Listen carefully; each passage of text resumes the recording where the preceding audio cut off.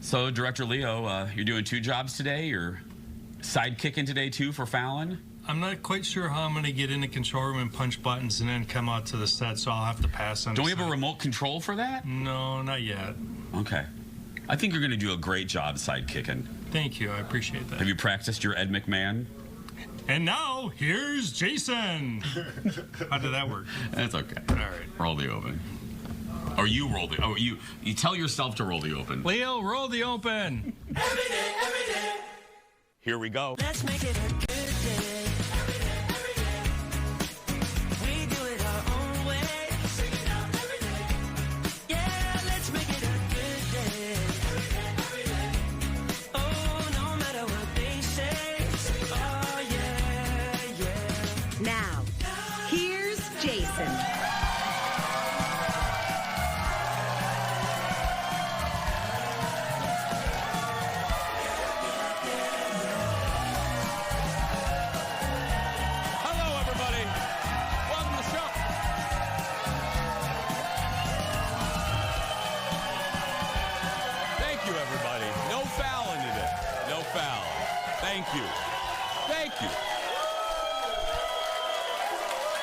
Thank you. Hope you had a good weekend. Welcome to the show, America. Thank you. Week 2 of our new season. Thank you. Thank you, everybody. Thank you. Thank you, everybody. Oh, thanks, guys. We're laughing because it's week 2 of our national launch, and Fallon's off today for a good reason. It's her little girl's birthday. You'll see what she's doing for when she comes back. And audience coordinator Aaron Schwab is off, but the audience is in good hands because wacky photographer Eric warmed him up, as you heard just fine. Yeah. Good job, Eric. Eric, you can keep your job one more day. That's right, yeah. Let's get started. First up, a head of hair anyone would be jealous of, and it's on the head of a baby. Look at this. Check out the hair.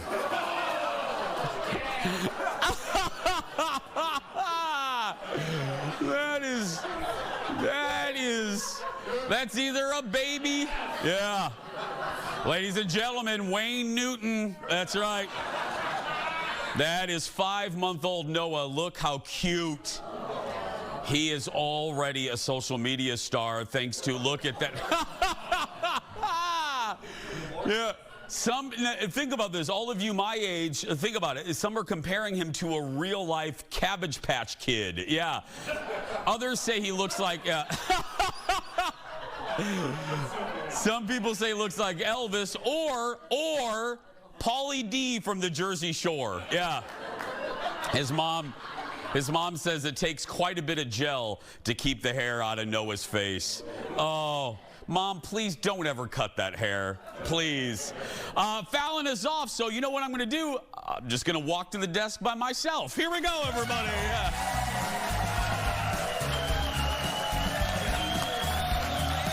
Nobody's here.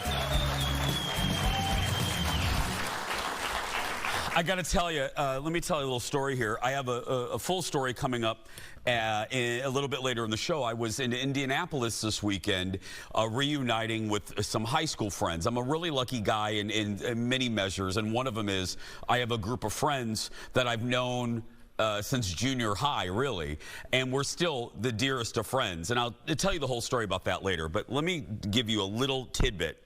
And if you're my age, this will be such a relatable. I'm 51. The day after it was Saturday, and we were spending the whole day together, and we're at this place in Indianapolis called the Working Man's Friend. I'm shoving in a travel suggestion in here. Working Man's Friend is a great dive restaurant that, these are my places. People think I'm fancy. I'm not. I want a dive bar, pull tabs, and a great grizzly bartender. And yeah. Nothing makes me happier. So I'm sitting here with my girls, and I couldn't be happier. It's like a soul cleanse. And I'm just sitting here, and I'm here, and there's my friend Chris, and there's my friend Michelle and Ange, and then Colin came with, and here's my friend Melanie, and we're sitting there. So Chris is over here, okay? And I'm having a conversation over here. And we're like, da-da-da-da, da-da-da-da, da-da-da. and I hear Chris start to talk about plantar fasciitis and all of her ailments. And I went like this. I go, no, we are not those people. We are only 50. We are not going to start talking about our ailments yet. Not yet, Chris. I go, stop. And she goes, well, I'm just talking. I got the plantar fasciitis. And I said, no, I'm not going to spend the whole day with you talking about how sore we are, how we make noises now when we get up, how we make noises when we sit down. We laughed because we realized, like, God, we have been through the whole, I mean, when I first met these people, we were going to New Kids on the Block. And now we are the old people on the block. And it just was a realization I was not ready for. Am I right, Jeff? I mean, I'm old too. But I don't want to talk about it. Oh, and at this place, let me tell you. Jeff, you ever been to Indianapolis? No? No, never. If you've never been to, let me give you one more suggestion. Indiana is known for their pork tenderloins. And they're fried pork tenderloins, and they are the size of a third grader. And then they give you a bun about this big. They are so delicious. So go to the Working Man's Friend in Indianapolis, go to a Colts game, and then go get yourself a breaded pork tenderloin, and you'll have a really good trip. There we go. Okay. Let's get started, everybody. It's time for the hot dish. Roll it, Leo. Here we go. Woo. First up, a great night to be a new show at the Emmys. Some of the newest shows on TV dominated the 77th Emmy Awards, including one of my favorite shows of this season, if not my favorite show, and that's HBO Max's medical drama, The Pitt. The Pitt, yeah, thank you. Oh, if you are new to me, just know I'm obsessed with this show. It is so good, and I'm not even a fan of hospital shows, any hoodly doodly. It took home the big prize of outstanding drama after its first season. Star Noah Wyle also, can you believe this? This is Noah's first ever Emmy. Listen to this.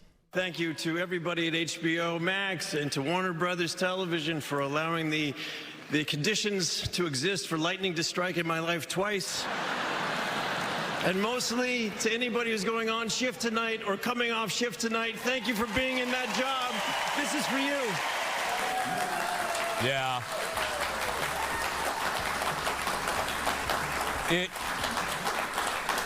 If you have any medical folks in your life, first of all, be grateful for them, and next, talk to them. They will all tell you if there's a television show that is realistic, it's this one. I've heard that from many people in my life. The Pitt also earned a surprise third Emmy in the Best Supporting Actress category. So I'm picking my favorite moments. This is Catherine Lanassa, and she won for her role as the head nurse on the show. If you don't watch it, you were probably like, who is she? But if you do watch it, if you do watch The Pitt and you saw how the audience reacted to her, the audience there, the Shishi Poo Poo Hollywood people, they were so happy because she is audience, and the people in my audience, if you watched it, you know, she is so good. She is that character, the marriage of character and actor is so perfect. Jeff, am I right? Is she not fantastic on that? She was awesome. And that scene outside the hospital where something happens to her, that aftermath earned her that Emmy. Absolutely. Yeah, the people clapping no. Yeah, we're not going to tell you away. What? Also, a lot of people probably saw her husband. Hello, Melrose Place. Grant Show. Yeah. I will. Thank you. Row one, woman clapping for Grant Show. Grant Show was in Melrose Place, and let me just say, he was one of those that, you know, kind of confirmed, yeah, I'm gay. Yeah. I was like, yep, looking at him, yep, I'm good, yeah. A big night. Yep. Got to get rid of that girlfriend. Yeah. A big night for Seth Rogen in the comedy category. Seth took home 3 Emmys for his Apple TV Plus show, The Studio, including lead actor and director. Now, this is one of those things I was talking on my radio show, and my takeaways was, I don't know about you, but what the Emmys did for me was it made me go, should I go back to that or should I watch that show? Because the studio is one that I started, but I haven't gone back to it. And now all the wins make me want to go back to it. You didn't love it either, Jeff. No, I watched one episode. It felt too inside baseball. That's what I felt too. And we're kind of in TV. And I thought if we didn't like it, I don't know. But Catherine O'Hara's in it. Yeah, not in the first episode. That's true. Okay. One of the most, he's exciting, isn't he? Yeah. One of the most memorable moments, again, I'm picking my highlights, was 15-year-old Owen Cooper winning an Emmy for his work, his debut work. This kid has never done anything else for Netflix's Adolescence. Honestly, when I started these drama classes a couple of years back, I didn't expect to be even in the United States, never mind here. But I think tonight proves that if you listen and you focus and you step out your comfort zone, you can achieve anything in life. Like I was nothing about 3 years ago. I'm here now, so I think. Great speech, great sentiment. By the way, friends, Owen is the youngest ever male winner in the acting category. And again, I never want to leave you out. If you've never seen Adolescence, it's really hard to watch, but I want to tell you why he won. Guys, there was no breaks. They shot an episode in one take. Like, what was it, 30 minutes or an hour episode? Oh, it was an hour. Hour episodes, guys, in one take. So that kid, I can't even remember Jeff's last name sometimes, let alone. The third episode of that show where he's being interrogated by the therapist. Oh, one of the best. No, audience, I'm not being overly dramatic. That episode Jeff just referred to, one of the best hours of television I have seen probably ever. And I watch a lot of TV. If you haven't watched it, make this a catalyst to watch it. Another great moment was a surprise win in the Best Supporting Actor category. Jeff Hiller won for HBO's Little Show That Could Man. It's called Somebody Somewhere. I love this. Watch this. I feel like I'm going to cry because for the past 25 years I've been like, world, I want to be an actor, and the world's like, maybe computers. And I just want to say, thank you to HBO for putting a show about sweaty middle-aged people on the same network as the sexy teens of Euphoria. I love this because it just shows, you can be an oddball. You can be different and still be celebrated. Hiller, the reason they keep shooting Harrison Ford is because he beat out Harrison Ford, man. Comedian Nate Bargatze hosted the show and opened with with his idea on how to keep speeches short. Watch this. To start the show, I am going to donate $100,000 to the Boys and Girls Club of America. So if you stay 45 seconds, it stays at $100,000. If every second you go every second you go over 45 seconds, we will deduct $1,000 away from the Boys and Girls Club. I know. In the end, the show still ran long, but Nate and CBS teamed up to still donate $350,000 to the Boys and Girls Club. I like him. I love Nate. I love that he's a clean comic, that he's a great guy. I thought he was one of the best in SNL. Having said that, the show was a mess. I mean, it really was just a mess. And Nate just seemed ill-fitted for that broadcast. And I don't know why. It just seemed like he missed a rehearsal or four. And the producing choices, and I don't say that with hate. It just was. It was very choppy. One moment promoted quite a bit was a tribute. Here's one of my examples of this: a tribute to the 40th anniversary of the Golden Girls premiere. Thank you for being a friend. Travel down the road and back again. Your heart is true. You're a pal and a confidant. Reba McEntire and the women from Big Little Town performed the song. That's not a tribute. That's a sing-along in Reba's backyard. I love Reba, but that's not a tribute. They sang the song, and then I watched this, and I was like, oh, awkward. they had poor Reba. They finished the song on this set over here, and then they cut. Then the song stopped. The audience stopped clapping, and then they made Reba walk across the stage to then give away an award. And I thought, why didn't you just leave Reba there? It was just weird producing. Show clips. Everybody loves a montage. If you're going to do a tribute to these shows, do more than sing the theme song. Get a little, you know, put some fun moments together. I feel like... Yeah. It looks like they came up with that idea like a half hour before the show. They probably did. Like, hey, do you guys want to sing a song? Yeah. Go ahead. And Reba, I love you. I love you. You know I do, but because I don't want Missy Peterman after me. But yeah, but it's just, oh, Reba, you deserved better, and so did Blanche and the girls. We'll be right back with more Dish. Back in a moment, everybody.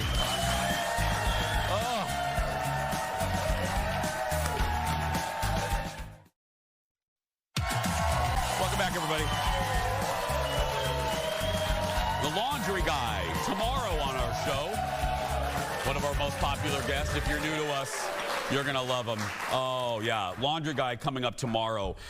People, oh, my. You would think he was Paul and Ringo, when the Laundry Guy's here. So he's coming up tomorrow. But right now, more Dish. Ahead of the Emmy Awards, nominee Parker Posey spilled some tea about the upcoming season of The White Lotus. By the way, White Lotus completely shut out of the Emmys. Parker was being interviewed on the red carpet and said show creator Mike White wasn't there because he is in the south of France writing season 4. That basically confirms the rumors that we heard last week that the next season will take place on the French Riviera. Parker says she has no idea if Mike is going to put her in the new season, and like I said, completely shut out of the Emmys, which doesn't surprise me. It was an okay season, not one of my favorites, but yeah, I can see why he needs to write. Right now. Turning to movies. Right now. Turning to movies, a surprise of the weekend box office. A movie I am betting you never heard of took the top spot at the box office. The Japanese anime movie Demon Slayer Infinity Castle finished on top, earning $70 million. Okay, I take that back, audience. Our security guard has heard of it. Okay, there we go, yes. Ryan has heard of it. I apologize. Our security has heard of it. Listen to this. It is the biggest opening ever for an anime movie. The new movie Downton Abbey, the grand finale, opened in 3rd place, earning just over $18 million. That surprised me.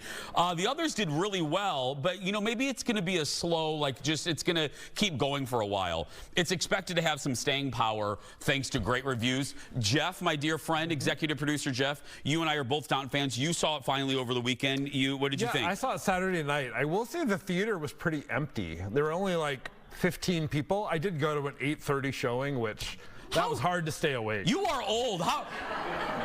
You know better than that. We go to matinees at this age. The other problem is I had a recliner seat, and that's like inviting you to fall asleep. Did you fall asleep?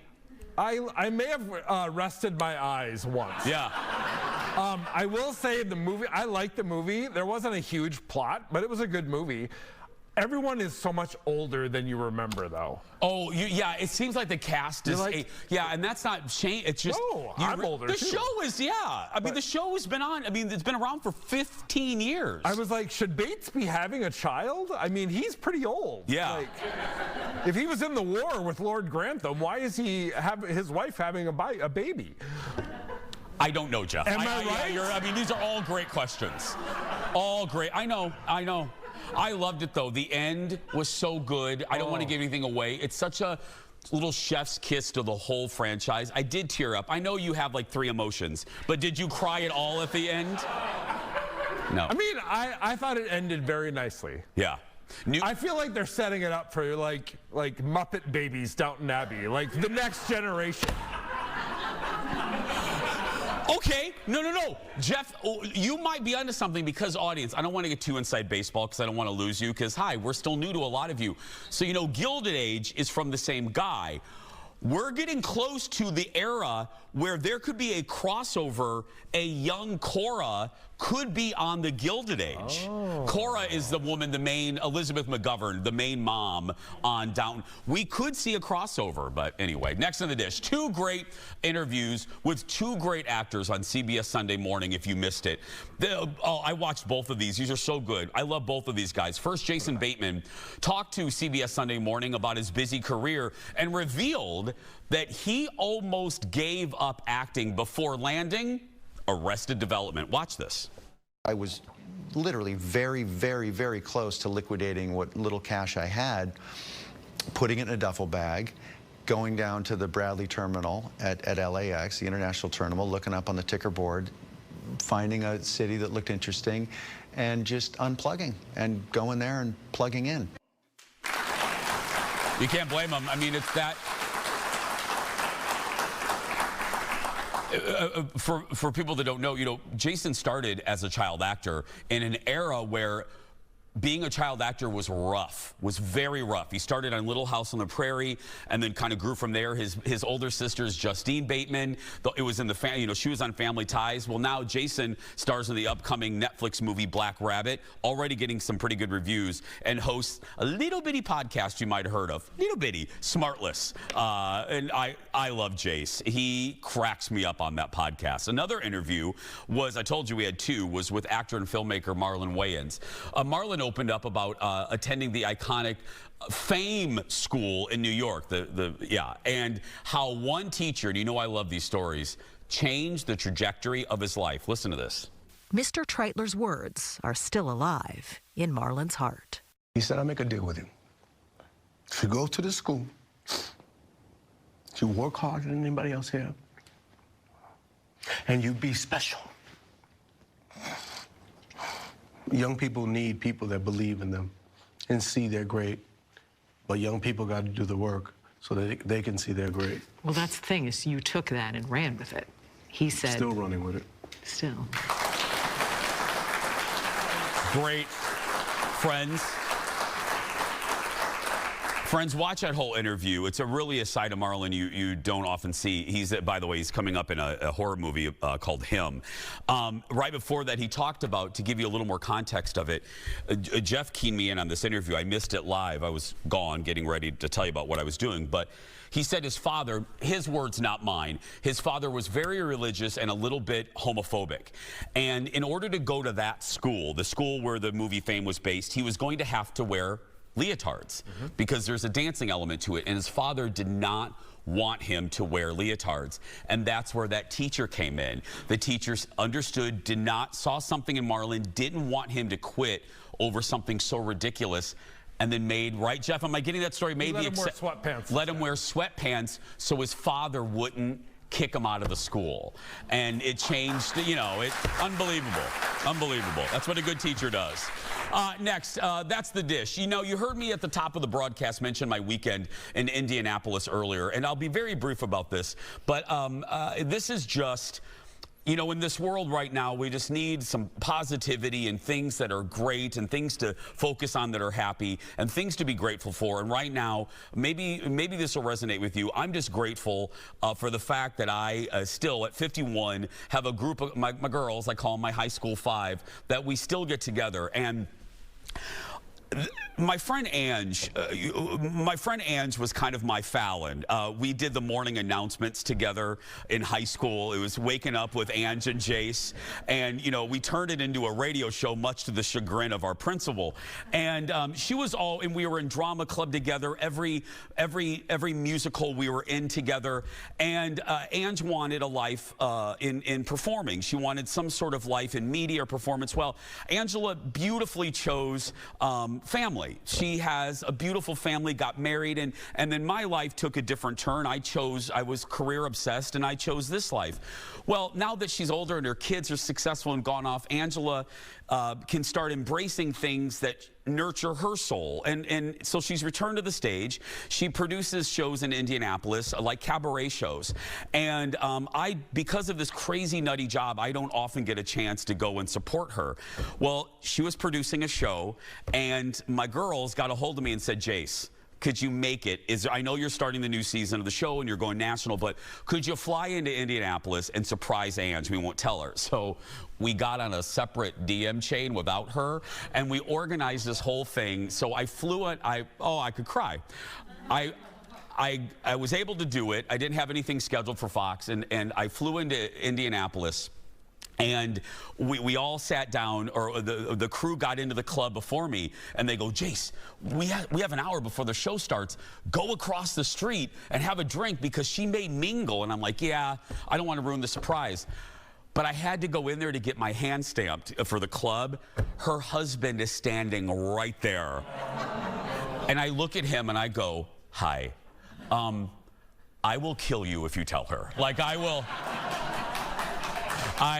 will hunt you down in a forest, and I will feed you to a bear if you tell her.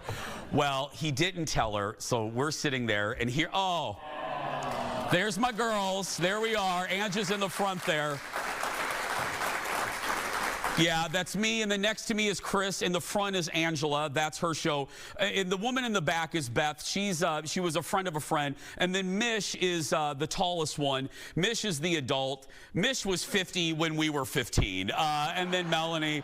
But those are my girls, and my wish for all of you is to have a group of friends that support you the way that we support each other. It's one of the greatest gifts that God has ever given me. And as I sit here, I'm a lucky man because of those women right there. So I love you all so much.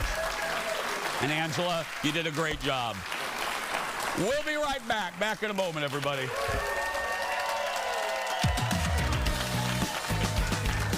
have travel questions. He has travel answers. Coming up in just a little bit, our friend Jared from Thrifty Traveler is back.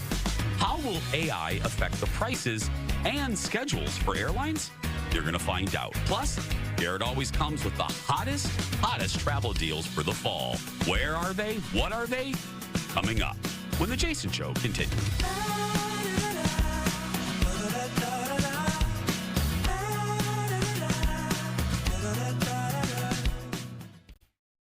Let's make it a good. Welcome back, everybody.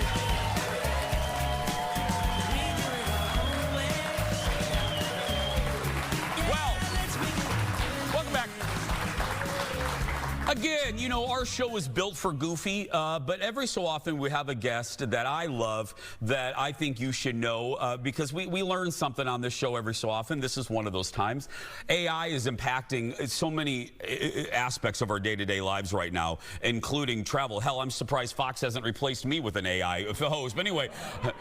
Oh, wait, I better not say that. Yeah. I have no contract right now. Airlines and companies are starting to use AI. Airlines are starting to use it. For example, there was news this summer that Delta is leaning on AI to set airfare for us. So how does this affect you? Please welcome Jared from Thrifty Traveler. Hi, buddy. Great to be here, Jason. Okay. Let's get right into it. Should we be worried? What does it mean to Mary watching us from Orlando? I mean, what does this mean for us? Yeah, so when we first caught wind like a year ago that Delta was working with this third-party company called Fetcher to set use AI to set prices, and then this third-party company was bragging about this hyper-personalization of pricing where Delta could charge you one fare for you and a different one based on a profile for me. Which when we first heard that, I was going to ask, what does hyper-personalization mean? Yeah, they would build a profile for you and for me, like if you're a business traveler and I'm a leisure traveler, and they would set prices based on that hypothetically. That is not happening. That's been scrubbed from the web. Like Delta has said, American has said that they have no plans to do that, but it begs the question, maybe not now, but when?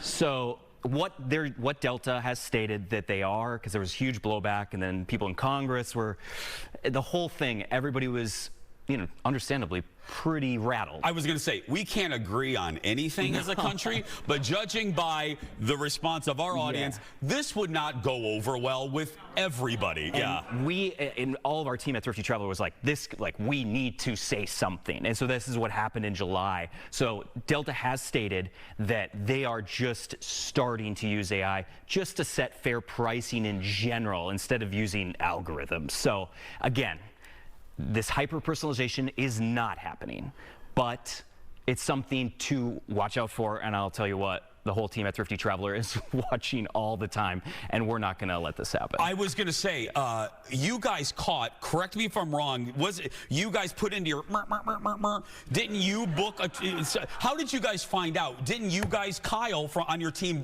one of you booked a ticket, and then another one of you booked an exactly same ticket, and you guys are charged different, right? That was a different thing that we found. Oh my goodness! We are just very busy just looking, because we're looking at, tens of thousands of airfares every day. Oh, that was single passenger. Yes. That was single passenger that you busted on that way. Yes, and so the airlines are, it's razor thin margins. The airlines are battling for every little cent and penny that they can squeeze out, but we're always looking to see where those changes are happening. Okay, let's talk broadly speaking. Let's move from AI to something happy, and that's holiday travel, especially for people that are new to you, new to us.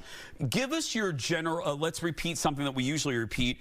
When should we start thinking about our holiday travel? And I know what you're going to say, but go ahead and say it, Jared. It's too easy. It's right now, or 2 weeks ago. Yeah.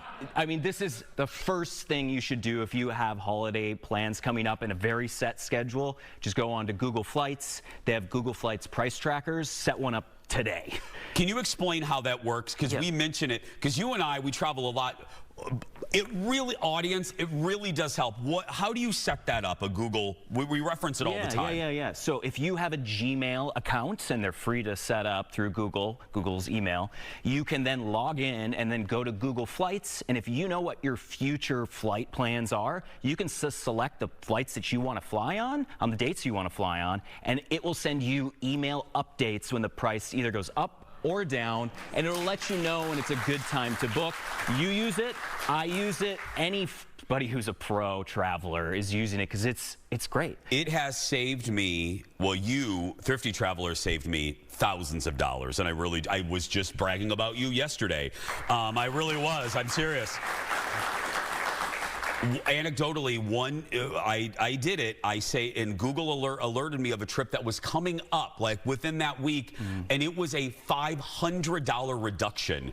And I called Delta because Jared told me to, and they did a price adjustment. And look, was the woman on the phone happy about it? No, but I got $500 back. Not that many people are using it still.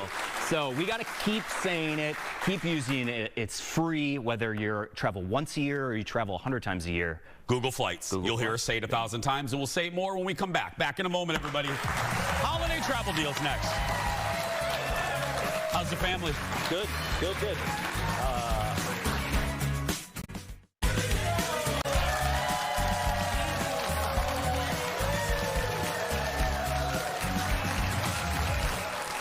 Welcome back.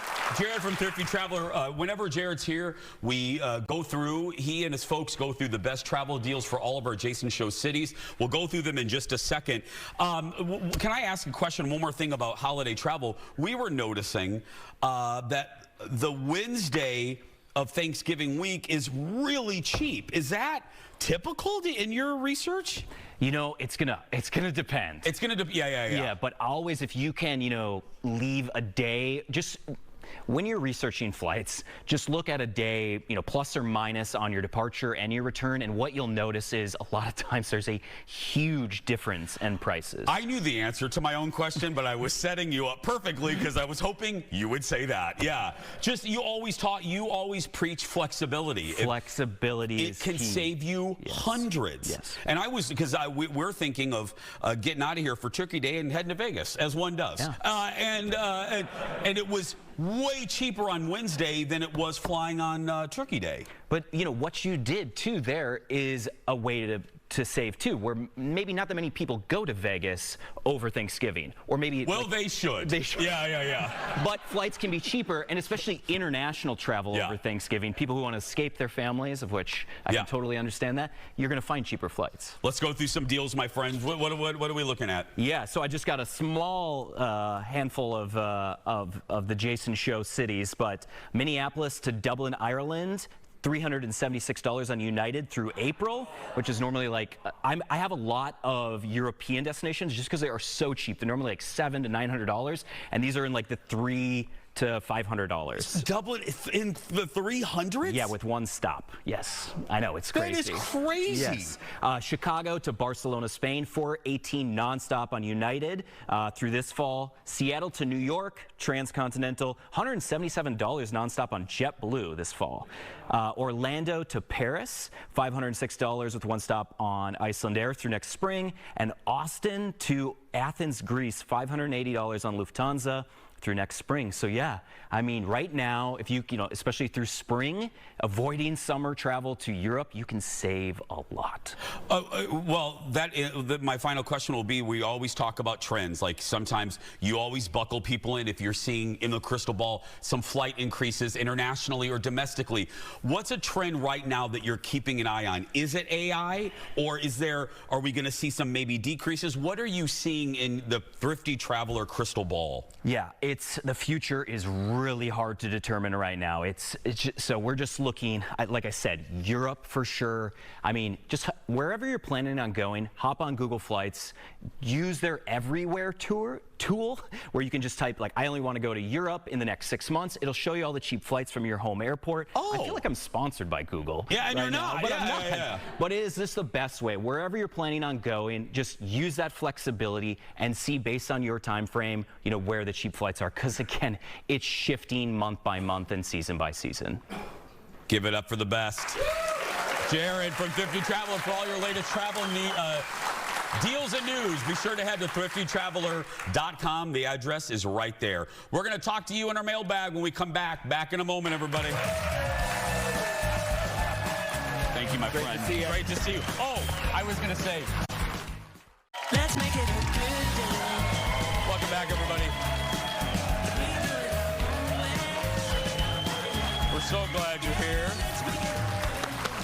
Well, we always love hearing from you about our show, whether it's positive or nicely critical. We do.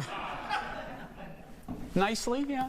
We read it all. We really do. It's time to open up the Jason Show mailbag. Here we go, Leo. Let's do it. You got mail.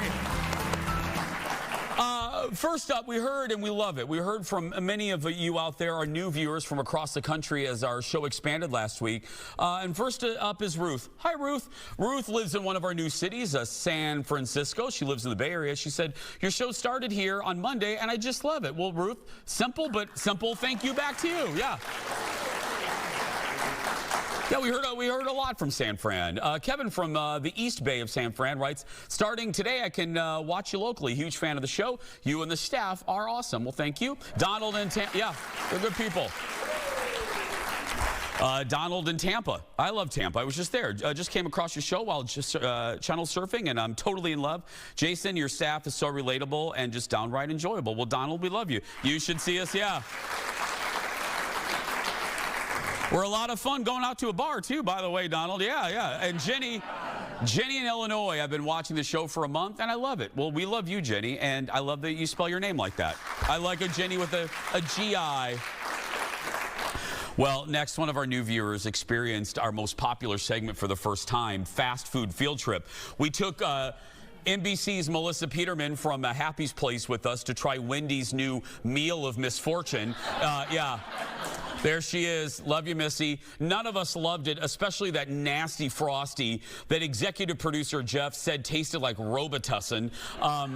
Yeah, it was absolutely vile. Well, Diane writes to us, good thing Melissa was your friend prior to the field trip. Otherwise, she would never be coming back. Yeah. We've had that happen. Lori says, Jeff is such a curmudgeon. But he makes me laugh, though. What a goof. Yeah. Love you, Lori. Marty writes, this was great. Unpopular opinion, I thought the cherry sauce on the Frosty was delish. Marty, I love you, but must have had a cold. I mean, yeah, it was, yeah, right? Marty now has clear sinuses. Finally, someone on YouTube says, it perplexes me during the fast food field trips. You have that cameraman, yet none of his footage is ever used. Yeah. Ma'am, so many things about him perplex us. Yeah.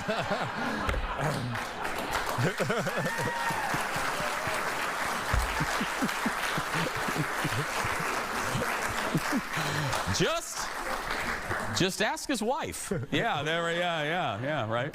Okay, next, Jeff, you want to hand it to me? This is great. Next, a handwritten letter I received with a complaint. Now, before we take it, Director Leo, don't take it. Can I just say this? I always know that it's going to be a really crappy letter when the person doesn't put a return address or it's from a prison. Anyway, yeah. This is not a joke. The unknown person writes, in part, Jason should stop making fun of producer Bjorn's size. It's a form of bullying. Jason should know better. Bjorn seems like a really nice guy. Well, yeah. No. Let's take a shot of Bjorn. There he is. There we go. Yeah.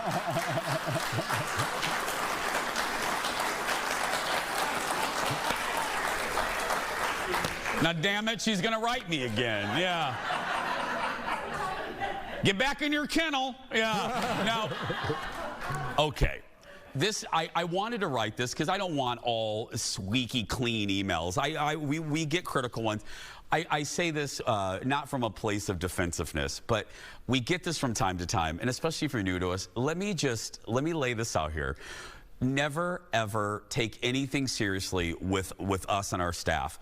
All of us on this show, we are dear, legit friends. And, you know, Amy Poehler and Tina Fey talk. Yeah, we're legit friends. I would never, as someone that was bullied violently most of my life, I would never purposely ridicule anyone on the staff. You kid the ones you love. It's like a sibling thing. So if you ever hear us be smart Alex to each other, don't ever worry about it. I love that little guy so much.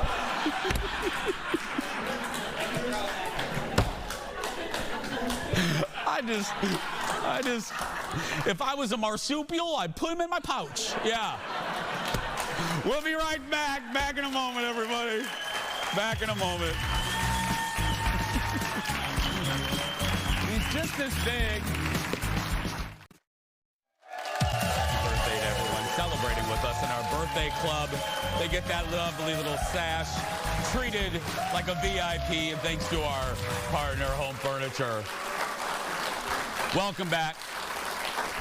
Welcome back. Just a reminder to sign up for a chance to be part of our upcoming breast cancer awareness show. We do this again, like I said earlier, we do some serious things every so often, stuff that we find important. We're teaming up with CRL Women's Imaging for an audience takeover on Monday, August 6th. 40 people and a guest affected by breast cancer will have the chance to win tickets to the show, which will be on location at one of the legendary places here in the Twin Cities, Bachman's in Minneapolis. Enter to win right now at fox9.com/contest, and you can help raise money by purchasing, if you can't be here, a special edition Jason Show t-shirt online at jasonshowstore.com. I think it's right there. All proceeds benefit a wonderful organization, Hope Chest, which helps to ease the financial burden of cancer treatment. We'll be right back.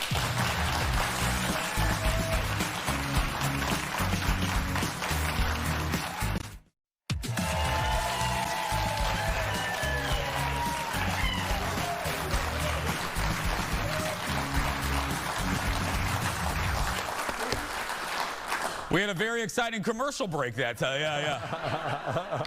I won't name her name. I'll protect her innocence, but Donna in Master Control, I'm standing talking to the audience, talking about various things, and I'm way over there, and Donna comes over the intercom, and she goes, 15 seconds. I run over here, and she goes, oh, no, a minute 50. Anyway, okay, Donna. Okay, remember the woman that wrote me that I'm a horrible person and I make fun of little Bjorn? Well, my little cherub. Here's how this is also another, what would you say, a sign that the letter is not going to be pleasant. She put a little butterfly sticker right there. That's right, yeah, a little butterfly sticker. Yeah. Inside this butterfly stickered envelope, vitriol. Yeah. But she put a sticker there. Hey, tomorrow, he's going to change the way you do laundry. One of the most popular guests we ever have. Patrick the laundry guy is back with his best tips, and filling in for Fallon, his sidekick, is my radio wife, Alexis. She'll be here live. That's going to do it for us. Go out there and be yourself, because nobody can tell you're doing it wrong. Bye, everybody.